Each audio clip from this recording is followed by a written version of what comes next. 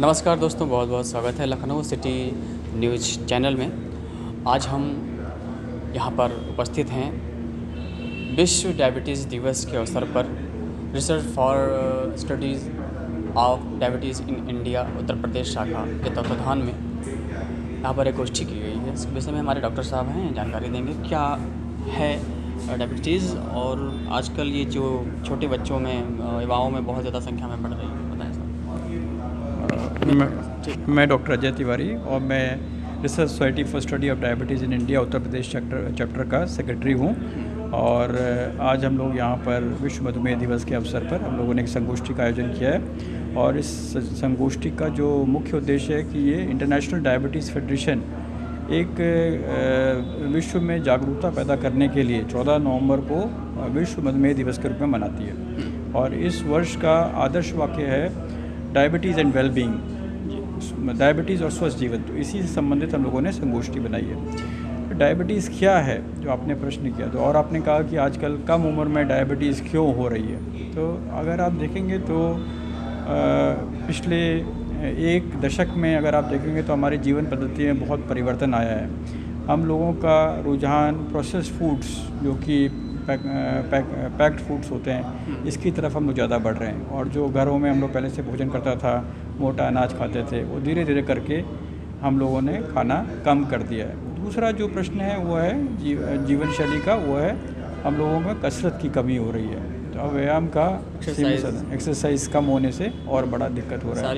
शारीरिक जो व्यायाम है वो करना बहुत आवश्यक है। धीरे ग्रामीण क्षेत्रों में भी लोग खेती बाड़ी करते हैं, तमाम मेहनत करते हैं, फिर भी वहाँ पे भी ज़्यादा संख्या बढ़ रही है। तो अगर आप पिछले 10 साल में देखेंगे, क्योंकि हम भी ग्रामीण परिवेश से आते हैं, तो लोगों में क्या परिवर्तन हुआ कि साइकिल का स्थान पर मोटरसाइकिल आ गई और मेड लोग जो है अब मोटरसाइकिल से चलने लग गए। बैल की जगह ट्रैक्टर से काम होने लग गया। और जो आप और हमारी जो दूसरा एक बहुत बड़ी दिक्कत हुई, गाँव से धीरे धीरे करके हम लोग शहर की तरफ माइग्रेट कर रहे हैं। तो वो जो है एक बहुत बड़ा कारण है, जिसके कारण से और हम लोग टीवी के माध्यम से, सोशल मीडिया के माध्यम से जो जीवन पद्धति शहर में उपलब्ध है, या जो उसको हम गाँव में भी अब परिलक्षित कर रहे हैं। ये कारण है जिसके कारण से बीमारी गाँव में भी आ रही है। बस जैसे आपने कहा कि खान पान और तमाम ऐसी व्यवस्थाएं ऐसी हुई हैं जिससे दिक्कतें आ रही हैं। देखिए, हमारे देश में या कहीं भी पूरे वर्ल्ड में व्यवस्था भी ऐसी बनाई गई है कि फूड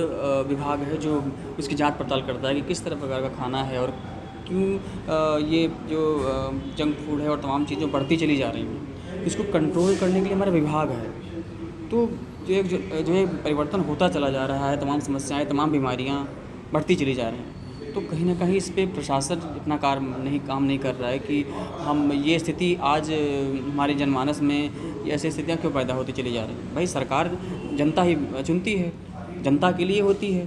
तो सारा काम या सारा उद्देश्य आज आप गोष्ठी भी कर रहे हैं तो वो जनता के लिए ही कर रहे हैं कि इस जो समस्याएं हमारे देश में बनती चली जा रही हैं ये ना हो। तो इसके लिए जो प्रथम प्रश्न है, ऐसा नहीं है कि हमारी सरकारें या विश्व के स्तर पे कोई कार्य नहीं हो रहा है। जैसे नमक के बारे में है या शुगर के बारे में, तो अब धीरे धीरे करके अब निशान वाले फूड्स आने वाले हैं जल्दी, जिसमें रेड निशान का मतलब होगा जिसमें बहुत अधिक मात्रा में नमक है, येलो वाला सीमित मात्रा में, और ग्रीन वाला कि जितना आवश्यक है उससे ज़्यादा नमक नहीं है। तो इस तरह की चीज़ें, इसी तरह चीनी के बारे में है। जंक फूड पे ऊपर कई सारे जो इंडस्ट्रियलाइज नेशंस हैं वहाँ पे अब हैवी टैक्सेशन शुरू हो गया है। तो ये सारी चीज़ें आ रही हैं, पर आप ये समझिए कि ये सरकार का कार्य नहीं है जब तक समाज खुद से इस चीज़ के बारे में निर्णय नहीं लेगा। तो हो सकता है कि हम वो चीज़ें जो अंगीकृत, अगर हम समाज मना करें कि हमें ये नहीं खाना है, तो संभव है कि हम लोग एक परिवर्तन कर सकते हैं। बिल्कुल, आपने सही कहा। लेकिन अभी देखिए, सही सरकार दारू के ठेके ज़्यादा खुलवा रही है। अभी स्कूल बंद होने की कई कगार पे थे, तमाम स्कूल बंद हो रहे थे। तो जब इस चीज़ का सरकार खुद बढ़ावा दे रही है तो ऐसे समस्याएं कैसे दूर की जा सकती हैं। फिलहाल हम थोड़ा सा आगे बढ़ गए हैं, लेकिन कहीं ना कहीं ये बीमारी, इन समस्याओं से चीज़ें जुड़ी हुई हैं।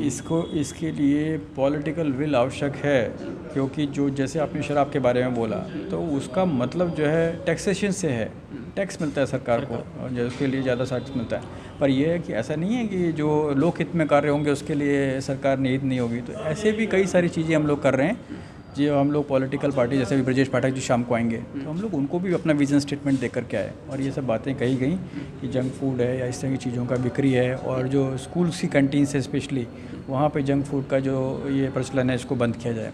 तो ये सारी बातें हो रही हैं पर देखिए समाज को बदलने में समय लगता है। फिलहाल थोड़ा सा हम जानना चाहेंगे संस्था का, सरकार का, जी आप एज आयोजक के रूप में भी हैं और डॉक्टर साहब हैं, तो कुछ बताएंगे कैसे इन डायबिटीज़ की जो बढ़ती हुई समस्याओं को कैसे दूर किया जा सकता है सिंपल में? देखिए जो बहुत आसान तरीका ये है, पहले तो हम लोगों को अपने कम से कम 30 मिनट एटलीस्ट 5 डेज़ एक्सरसाइज की बात, ब्रिस्क वॉकिंग तेज कदम से चलने की बात 150 मिनट कहती है हमारी संस्था, कम से कम 150 मिनट आधा घंटा रोज़ कम से कम 5 दिन हमें नियमित रूप से चलना ही चलना है। इसके अलावा सब्जियों का सेवन बढ़ाना है, आधी प्लेट सब्जियों से भरें, 1/4 प्लेट में हम लोग प्रोटीन रखें, 1/4 प्लेट में हम लोग कार्बोहाइड्रेट्स रखें। तो धीरे धीरे करके जब हम परिवर्तन करेंगे, इस तरह की बातें हैं, या कई रंगों की सब्जियां हैं इसका प्रयोग करेंगे, जैसे लंबे लंबे समय तक बैठ रहे हैं, जैसे कंप्यूटर में काम कर रहे हैं या वर्क फ्रॉम होम चल रहा है तो आधा घंटे बाद 5 मिनट 7 मिनट का ब्रेक लेंगे, तो धीरे धीरे करके चीज़ें परिवर्तित होंगी। फिलहाल एक सवाल उत्पन्न हो रहा है, जैसे कि अभी आपने हरी सब्जी तमाम चीज़ें कही हैं, क्योंकि आजकल क्या है ना कि कृषि जो है क्योंकि सबसे बड़ी समस्या कहाँ से पेट से उत्पन्न होती है। आदत अगर आपकी व्यवस्थित है, अच्छा काम कर रही है, अच्छा भोजन मिल रहा है, तो मुझे लगता नहीं जल्दी बीमार पड़ेगा आदमी।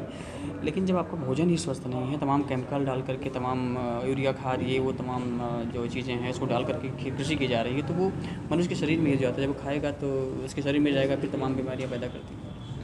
ये बात बिल्कुल सही है और इसके बारे में देखा गया है कि दोनों वाटर पोल्यूशन, एयर पोल्यूशन, ये भी बीमारी के बहुत बड़े कारक हैं और इसके बारे में भी काफ़ी रिसर्च हो रहा है। इवन एयर पोल्यूशन के बारे में, जो हम लोगों का वातावरण दूषित हो रहा है, इनसे भी ये दिक्कतें हो रही हैं, तो इस पर कार्य करने की आवश्यकता है। पर ये मतलब जैसे कहते हैं एज ए चिकित्सक नहीं, ये एक समाज के लेवल पे और एक पॉलिटिकल विल जब तक नहीं आएगी, जब तक हम लोग हमारी सरकार इस बारे में सोचेगी और एक ग्लोबल बात है, जैसे अब ये जो आप देखते हैं एनवायरनमेंट प्रोटेक्शन की बात हो रही है, तो वो अंतर्राष्ट्रीय स्तर पे हो रही है, तो जब सब लोग मिलकर काम करें तब संभव होगा। चलिए, बहुत अच्छा लगा आपसे बात करके। Thank you.